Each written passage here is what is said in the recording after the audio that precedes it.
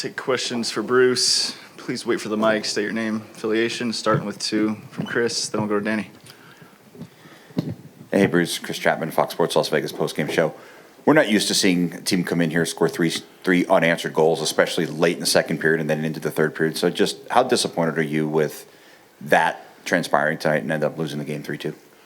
Yeah, I think when you're on a run, you know that at some point your bounces will go the other way, but I don't think that was the case at all tonight. Kind of some self-inflicted plays. We probably stopped playing halfway through the second the way we needed to keep pushing, and it caught up to us. This is not a game. I mean, I just looked at a lot of the chances where I'd say, boy, they were all over us. They turned the momentum. They didn't. They did not.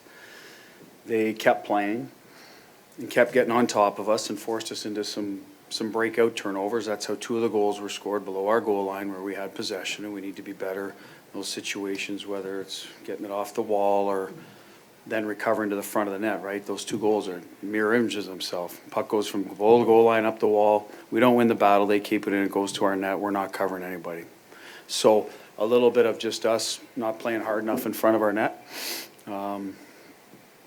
And then the third goal, well, I mean, we have it again. And we're in their end for 30 seconds. And shot block, poor decision in the neutral zone, odd man rush, funny goal. I'm not even sure how it went in. Like, you know, if Doc was trying, you know, shoot it, pass it, I'm not sure. But it went in. So you look at it and go, well, not our night. Let's move on, get ready for Philly. But I know when I watch it, I'm going to be pissed that those are points we should have had. We should have had. We're a better team than that. And, but they're gone. We talked to you before this kind of homestand started. We talked a little bit about maybe some complacency because of the holidays, and you guys win 6 straight games. You're coming off a shutout. So how much complacency did you see tonight? Well, I would have said our first period. We were opportunistic. We joined the rush. Whitey's a good goal. Hanny's late. We didn't have a lot in the first, but they were good looks. They weren't bad goals at all. I thought they were good shots and good plays to join the rush, but we weren't dominating. They had a few chances. It was kind of a low event period, to be honest. Second period was probably our bet. We were trying to extend the lead. Had a good power play, some good looks, some good ozone time, limited them to nothing until the end of the period. I think they had an off-net shot or something, a couple of those, and that was it. So I can't say, we got, they scored late and it gave them life. I think that's what happened. They go into the room. They've won, 5 out of 6? Maybe a month ago they would have said, another, but they're feeling good about themselves. So they go out, they keep playing, they push, force a turnover, get to the front of the net. That's how you score against us, right? We're not usually giving you freebies, and they earn those plays, but they all started on our stick, and that's what I'm saying, that they did a good job with that. We didn't do a good enough job taking care of the puck or executing. So I don't think it was complacency. We needed to push harder in the end, in the third. I thought it took us a long, our best chances were at the end when the goalie's out. We should have responded better after they scored and had a better push. That's where I'd say, is it complacency, or now is it, okay, they're an NHL team too that's starting to win, they give them credit. Danny. Hey, Bruce, Danny Webster, Las Vegas Review-Journal. Along those lines, how much of it do you think was their forecheck causing fits, and how much do you think it was the self-inflicted part of the game? Well, they lead into each other, I think, Danny, right? Their forecheck is, they have some guys that will pressure you. The plays were below the goal line. Those are tough areas to break pucks out if you're not moving. So you got to get moving or have appropriate support. So I'd say it's both. I'm not going to, they got the puck behind us on the second goal and went to work, right? Forced a turnover, got it to the front of the net. So good forecheck by them.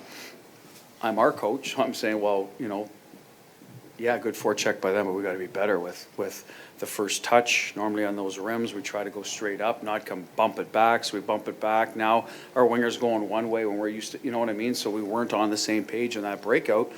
Okay, fine. It gets to the front of the net. Take care of business, right? Tie up. Well, we got one D tying up and the other one isn't, and they tap it in. So I'd have to say it's both. Go Alan, then Ken. Hi, Bruce. After you had the 2-0 lead after one, was there any sense of the team going into kind of a cruise control mode, or, and if you do sense it, what can you do? It's a veteran team, so they know. I don't. Yeah. I just said, I thought our second period we dominated. So you can't be in cruise control if you're, I just don't feel we did that. I don't think we finished well in the second. Hurdle hits the post in the power play. Jack has a point blank. Olofsson. So you're one power play the whole game. We get 3 good looks. I thought we played in their end a lot. What I thought we did was turn down opportunities to shoot. We played on the perimeter a little too much, get to the inside. And that's where our forwards didn't get their job done tonight. I don't think they got their nose dirty enough, get to the front of the net, get some second chances, interior ice. We were content on playing the outside, low to high. And even their last goal, we did that. We could protected the puck, but we didn't get inside. The puck never gets inside. It's low to high, it's blocked, and it's in our net. That's where I would be critical of our forward group. We didn't get disrespectful. I don't think we got complacent. We just didn't get inside enough. And as a result, we didn't score again. Now, as I said, we had some good looks with the goalie out in the power play, but 5-on-5, we didn't get enough good looks. I really believe we weren't inside enough. Allowed their D. Their top 2 pairs can really skate. They get going offensively. So if you're not, forcing them to defend, guys like Hudson and Eight and Gooley, they're going to be going the other way. Carriers like that now. So that was where we let them off the hook. Last 2 will go Ken, then Eric. Ken Mulkey, Simon.Vegas. You've had that Carlson, Hurdle, Kolazar line together for a while. They scored again today. Do you think that's kind of been the best you've seen of Hurdle at 5-on-5? Yeah, it's a good complementary as a center that can cover ice so that if he's stuck down low protecting pucks, he's got a big body on the other side that plays a similar game so they can read off each other and get to the net. So I like it. I like the makeup of it. We'll see how it plays out going forward. We've won a lot of games this month, so we're not going to, change too much if we don't have to, especially if things are going well. A little bit will that line stay together? That will depend on Barbashev and Roy, their return dates, right? So I can't. But right now, I got no issue with them at all.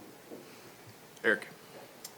Yeah, Eric Engels of Sportsnet. Bruce, I know naturally before or after a game you're focused primarily on your team. I'm just wondering how much of what the Canadiens did matched up with your pre-scout, and what were the elements there that presented challenges on their part?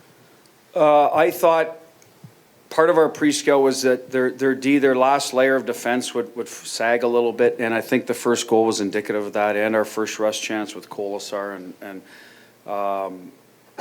Hurdle was able to take a stretch pass and get inside. Right now we got a little time to make a play, and we scored. And I thought after that they were much more aggressive of getting up on us on that first pass into the neutral zone, forced us back a lot.